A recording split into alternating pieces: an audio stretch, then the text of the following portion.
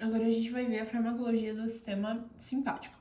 Para entender, você precisa compreender primeiro o que cada receptor vai fazer. A gente começa com o receptor A1. Receptor A1 ele está acoplado a uma proteína GQ. Quando essa proteína está ativada, ela ativa o cálcio e cálcio, a função dele é fazer contração. Quando tem muito cálcio, ele vai fazer contração principalmente da onde? Do músculo liso vascular. Então, qual a principal ação de A1? A1 tem como principal de ação a contração do músculo vascular, ou seja, vasocontração. Então, vasoconstrição é no A1. Então, quando se liga um agonista do receptor A1, ele vai fazer contração do vaso. No A2, ele está acoplado a GI. Quando eu ativo o GI, ela bloqueia o AMP cíclico, que bloqueia a liberação do neurotransmissor. Então, no nervo, ela vai diminuir a quantidade de noradrenalina. Então, quando você fala de receptor A2, ela diminui a ação da noradrenalina e causa o efeito contrário. Então, se noradrenalina causa vasoconstrição, aqui ela vai causar vasodilatação. No pâncreas, ela diminui a insulina. Então, quando eu penso em alfa-2, se eu pensar em questão de insulina, ela causa uma diminuição. Então, isso gera uma atenção maior para aqueles pacientes que já têm diabetes. Então, um medicamento que age em alfa-2, você tem que considerar se esse paciente é ou não hiperglicêmico. Quando você fala de beta-1, você está falando do coração. Então, no beta-1, quando ele se liga ao agonista, ele gera cronotropismo positivo e o ionotropismo positivo. Além de aumentar a velocidade da condução do 9, então esse paciente que ele estava com problema da bomba do coração, ele vai evoluir, ele vai conseguir evoluir o quadro clínico se você tratar com beta-1. Porque quando você der esse medicamento para ele, o coração que ele está com uma diminuição da capacidade de bomba, ele vai aumentar o cronotropismo e o ionotropismo. No beta-2, ele se liga com a proteína GS, que vai agir no músculo dos brônquios e causar broncodilatação. Então, quando você pensa em um paciente asmático, você tem que relacionar com o beta-2. E o beta-3 tem ação no tecido adiposo de lipólise, ele não é tão importante. Agora a gente vai começar os medicamentos. Para começar, a gente vai falar dos agonistas de ação direta. O primeiro deles é a adrenalina. Adrenalina ou epinefrina. A adrenalina, ela tem uma ação maior no receptor, ela faz vasodilatação no receptor beta. Então, quando você usa uma dose pequena de adrenalina, então baixa dose, causa vasodilatação no receptor beta. No qual receptor? No beta 2. Então, quando ela ativar o receptor beta 2, ela agir como agonista no beta 2, ela vai fazer a broncodilatação. Então, o paciente asmático, ele vai conseguir respirar por conta disso. E no receptor alfa, para ativar ele e fazer vasoconstrição, precisa de uma dose muito alta. Então, por isso que eu não uso tanta adrenalina quando eu penso nos receptores alfa, por conta dessa ação dele precisar de uma dose maior para fazer a mesma ação que a noradrenalina faria numa dose menor. Então, por isso que é preferencial usar a adrenalina mesmo para broncodilatação. Então, o choque anafilático é a vasopressora mais potente. Então, quando você pensa em choque anafilático, ela é a melhor para esse quesito. Quando você usa ela com anestésico, você prolonga o efeito anestésico, porque essa vasoconstrição, ela faz com que esse anestésico tenha uma ação melhor. Então, vai prolongar esse efeito. E asma de emergência, então, quando o paciente asmático ele não consegue mais respirar, ele está numa emergência asmática, a adrenalina ela é injetada na hora, porque além do tempo dela de ação ser baixo, então ela age muito rápido quando é broncodilatação, ela é o vasopressor mais potente para esse caso. Então, é a adrenalina, agora a noradrenalina. Na noradrenalina, o principal alvo dela vai ser as artérias de pequeno calibre, arteríolas e pré-capilares. Por quê? Porque uma dose dela, então em baixa dose de norepinefrina, ela gera vasoconstrição em A1. Então, quando ela gerar essa vasoconstrição no A1, ela vai conseguir fazer com que a pressão arterial aumente. Então, quando eu vou usar ela? Quando o paciente está chocado, qualquer choque séptico, choque cardiogênico, qualquer choque que o paciente tiver, você administra a norepinefrina porque ela vai aumentar ou vai manter a pressão arterial na UTI. Só que o que acontece? Ela é injetada. Você, quando o paciente ele já está tendo a diminuição na pressão arterial, você já injeta norepinefrina, porque ela vai aumentar essa pressão. Mas o que acontece? Ela tem uma maior atividade vagal. Então, ela produz bradicardia reflexa, que vai neutralizar as ações dessa noradrenalina no coração. Então, noradrenalina era para você pensa que ela produz taquicardia, mas ela tem a atividade vagal. Essa atividade vagal faz com que tenha essa bradicardia reflexa, que vai impedir com que o coração ele tenha essa taquicardia muito mantida. Fenilefrina, oximetazolina e nafazolina. A fenilefrina, a oxi e a nafazolina, elas são as principais quando você pensa no neossoro. Por quê? Quando o paciente está com congestão nasal, então o nariz está entupido, resfriado, rinite, qualquer coisa do tipo, você prefere usar um desses medicamentos, em especial a nafazolina em especial a nafazolina, que é um neossoro mesmo. Quando você usa a nafazolina, você joga ela no nariz, você consegue fazer uma vasoconstrição dia 1 nos pequenos vasos que estão nessa região. Quando você contrai eles empurram o muco e aí a pessoa ela respira. Então, por isso, você indica a nafazolina. Só que o que acontece? A pessoa ela começa a ter efeito adverso, porque ele gera hipertensão, ele gera taquicardia, palpitação. Então, tudo isso ele vai agir porque ele é agonista 1 seletivo. A fenilefrina injetável, ela tem como profilaxia de hipotensão durante a anestesia geral. Então, quando você pensa em anestesia geral e questão de pressão arterial, já associa a fenilefrina, porque ela evita que a pressão do paciente caia muito e ela não é tão forte como as outras, como a gente falou. Então, o principal delas, você guardar que elas têm ação de descongestão nasal. Agora, clonidina e a metildopa. Elas são agonistas alfa-2. Então, quando eu falei do alfa-2, lembra? Eu falei que ele inativa o AMP cíclico. Quando tem um AMP cíclico, quando produz, na verdade, o AMP cíclico, ele inibe a liberação de nora pelo neurônio. Então, vai transformar a ATP em AMP. Quando ela transforma em AMP, ele barra a transmissão do cálcio. E aí não tem exocitose. Então, diminuição do AMP cíclico, então quer dizer, a ação do AMP cíclico bloqueia a nora. E quando bloqueia a nora, você tem sedação, hipotensão e bradicardia. Então vai ter os efeitos contrários, porque a norepinefrina gera dilatação, gera constrição, vai gerar dilatação. Então essas coisas confundem muito. Então tem que saber o agonista e saber o que o receptor faz. Então quando é alfa-2, ele para a liberação de nora. Se para a nora, vai ter dilatação, bradicardia e ele consegue gerar sedação. Então, a clonidina você usa em emergência hipertensiva e como ansiolítico pré-operatório. Então, você consegue usar ele como ansiolítico. E a metildopa você usa quando a paciente está grávida e porque ele origina meio que um falso neurônio. Então, ele não atinge o bebê. Então, por isso que você usa a clonidina e a metildopa. A efedrina e a pseudoefedrina, principalmente a pseudo, ela tá relacionada no Tilenol. Então, eles são descongestionantes, só que aquele descongestionante que a gente viu, quando falou da oximetazolina e a nafazolina ela tá no neossoro. Aqui, o pseudoefedrina você vai tomar de forma oral.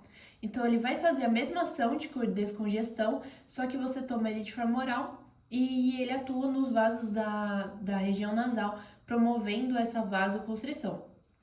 A efedrina você usa para tratar ou prevenir hipotensão, ela é administrada via intravenosa e também ela ajuda em choque quando o paciente está com sangramento. Então, a efedrina, além dela ter essa ação nas artérias, ela é muito importante, ela tem essa ação arterial, né? Só que ela também ajuda em questão de choque. Então, o paciente, quando ele está chocado devido à perda de sangue, você consegue usar a efedrina. Agora, a dobutamina, quando fala dobutamina, ela é agonista beta-1 seletivo. Aqui a gente falou de agonista alfa-1 ele tem ação maior que uma agonista FA1, mas ela também age beta-1. Só que aqui a gente está falando de um beta-1 seletivo, então ele tem principal ação no receptor beta. Ela causa efeito ionotrópico positivo e um cronotropismo fraco. Só que o que acontece? Ela aumenta muito a força de contração do coração. Então, quando você pensar em qualquer doença, qualquer caso de hipotensão que está vindo do coração, então, seja qualquer caso de que o coração ele não esteja funcionando como bomba, então qualquer descompensação cardíaca, você associa a dobutamina, porque ela aumenta a força de contração do coração. Então, ela tem ação de beta-1 seletivo porque ela consegue tratar a descompensação. Então, uma insuficiência cardíaca, o principal que você vai usar vai ser a dobutamina. Só que o que acontece? A dobutamina acaba tendo uma ação no alfa, só que essa ação ela é antagonista nele.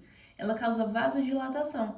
Essa é a questão da vasodilatação, faz com que o paciente ele tenha hipotensão e diminua o sangue que vai ser levado. Então, em dose alta, ele gera vasodilatação, sim. Então, essa é a principal ação dele. Você vai usar em descompensação, choque e insuficiência cardíaca. Então, ele é principal. Então, qualquer problema que o coração esteja falhando como bomba, consegue usar a dobutamina. Só que acontece, o paciente ele já tem um problema de pressão arterial como hipotensão, então a pressão dele já é muito baixa, você não usa a dobutamina, porque a dobutamina vai aumentar esse quadro dele de vasodilatação e vai diminuir ainda mais a pressão. Então, o paciente hipotenso não usa a dobutamina. Agora, o salbutamol, terbutalina e fenoterol, eles têm uma ação curta, eles são agonistas beta-2, só que de ação curta. Eles promovem a broncodilatação, então eles atuam na asma, na DPOC, na bronquite. Só que o que acontece? Eles têm uma ação curta de 3 a 4 horas, então você precisa tomar mais vezes o medicamento. E ele também tem uma ação quando é por via parenteral de prevenção de parto prematuro. Então, eles vão relaxar o músculo intrauterino, porque lá no miométrio tem beta-2, e aí eles vão realizar essa ação. O que acontece com o fenoterol? O fenoterol é o Berotec. O Berotec, ele é por via inalatória. Então, quando você prescreve um fenoterol para tomar via inalatória, tem que prestar atenção na dose, porque se a dose for só um pouquinho mais alta, já consegue produzir taquicardia. Então, o paciente ele vai começar a ter essa questão da taquicardia, dos tremores, por conta disso. E a terbutalina também, ela é uma de ação curta, beta-2, só que ela também consegue gerar taquicardia. Porque eles conseguem agir em beta-1, aumentando a força de contração e gerando essa taquicardia. Então, salbutamol, fenoterol e terbutalina são agonistas beta-2 de ação curta. Agora, o salmeterol, o fermoterol, indacaterol e o holodaterol, eles são agonistas beta-2 seletivos de ação longa. Então, eles vão ser usados no controle da asma de médio a longo prazo. Só que o que acontece? O paciente que ele já teve uma crise de asma, ele não vai usar o salmeterol. Ele vai usar outro agonista beta-2, porque esse salmeterol e formoterol, você vai indicar para ele para tratar a manifestação. Então, você usa ele a longo prazo para tratar o problema da broncoconstrição. Então, ele vai tratar a broncodilatação. Só que o que acontece? Você tem que associar ele com glicocorticoides no começo do tratamento, porque os asmáticos, as pessoas que têm asma, ela cursa com quadro inflamatório de via aérea superior, de vias aéreas. E esse quadro inflamatório, você vai tratar com os glicocorticoides, porque vai diminuir a diapedese, a proliferação leucocitária e conseguir diminuir a inflamação. Só que também, os glicocorticoides, eles são hormônios. Então, no núcleo, ele consegue aumentar o receptor beta-2 adrenérgico. Então, quando ele aumenta o receptor beta-2 adrenérgico, aumenta o efeito de broncodilatação. Então, quando você aumenta o receptor, você consegue diminuir a dose. Então, no começo do tratamento, quando você associa ele a um glicocorticoide, você não precisa passar uma dose tão alta para o paciente, porque você está aumentando os receptores. Quando você tirar os glicocorticoides, você tem receptores sensíveis ao salmeterol e formoterol, então você consegue ter ação. O principal deles, o formoterol, que é o principal de prescrição. Efeito adverso vai ser taquicardia, arritmia, tremor, inquietação, ansiedade, porque você está falando de um medicamento que consegue também agir em beta-1 e gerar essas arritmias no coração. Agora, o mirabegron é o último, ele é um agonista beta-3. Então, pessoa que tem bexiga hiperativa é porque essa bexiga ela tá muito contraída. Quando a bexiga fica muito contraída, ele vai querer ir toda hora no banheiro. Quando usa o mirabegron consegue relaxar esse músculo da bexiga e melhorar o armazenamento urinário. E aí diminui a ida ao banheiro. E efeito adverso dele é muito difícil ter efeito adverso. O dele vai ser taquicardia, mas é muito, muito difícil de gerar esse efeito. Agora, os agonistas de ação indireta, eles não são prescritos. Você não prescreve nem anfetamina, nem cocaína. A anfetamina, ela aumenta a exocitose da nora, diminui recaptação, degradação, porque ela aumenta a liberação. Só que o que acontece? Ela gera dependência, então você não prescreve anfetamina. A cocaína também, ela diminui a recaptação de catecolaminas, que vai ser a dopamina. Então, ela tem uma ação de anestésica, só que ela gera dependência. Então, você também não prescreve cocaína. É proibido prescrever cocaína, principalmente por conta da questão de dependência. Agora, os medicamentos que são os antagonistas. Então, os antagonistas adrenérgicos, você vai ter a prazosina, a doxazosina, terazosina e tanzolosina. Elas são antagonistas alfa-1 seletivos. Então, ela tem ação principal em alfa-1. Elas têm principal tratamento que elas vão fazer vai ser em paciente que tem problema na próstata.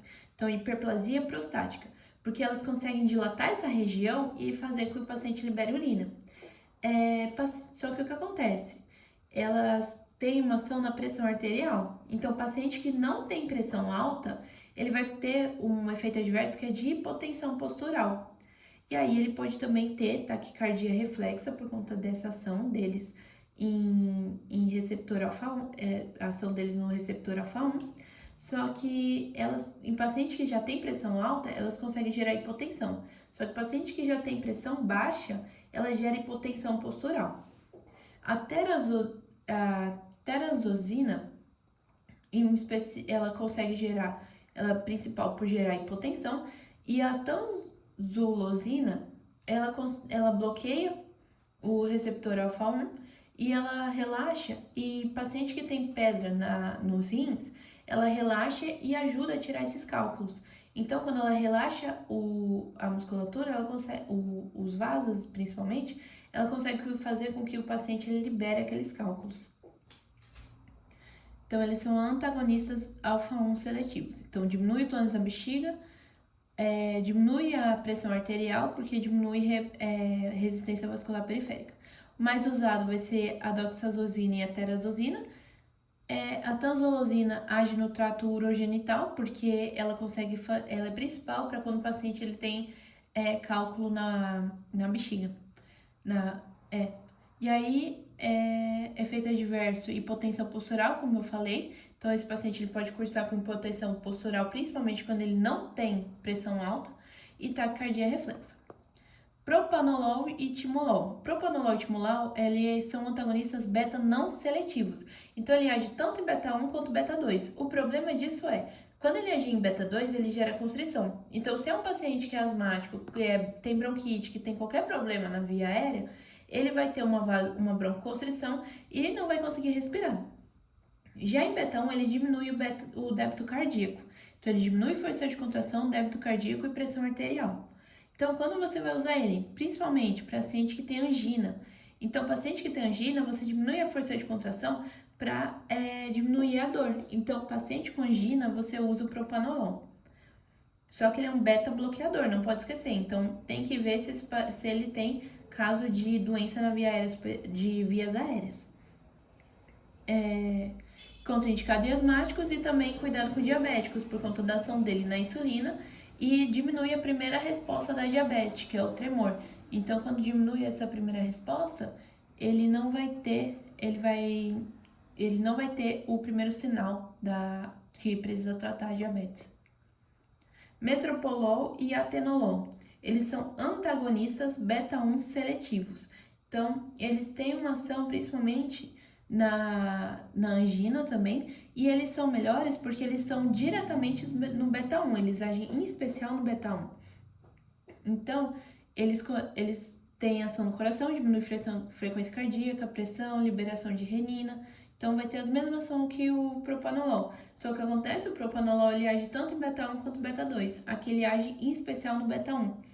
Então, uso clínico vai ser hipertensão, angina, arritmia e também tratamento da insuficiência cardiorrespiratória.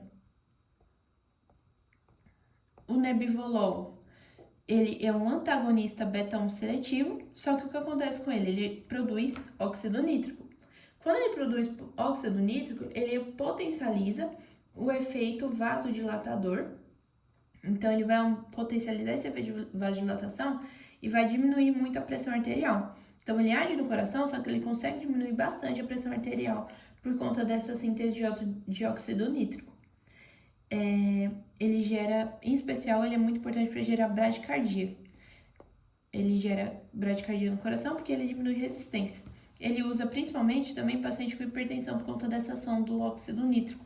Então, relaciona o nebivolol sempre com óxido nítrico, por conta dele gerar hipotensão, por conta do efeito vasodilatador.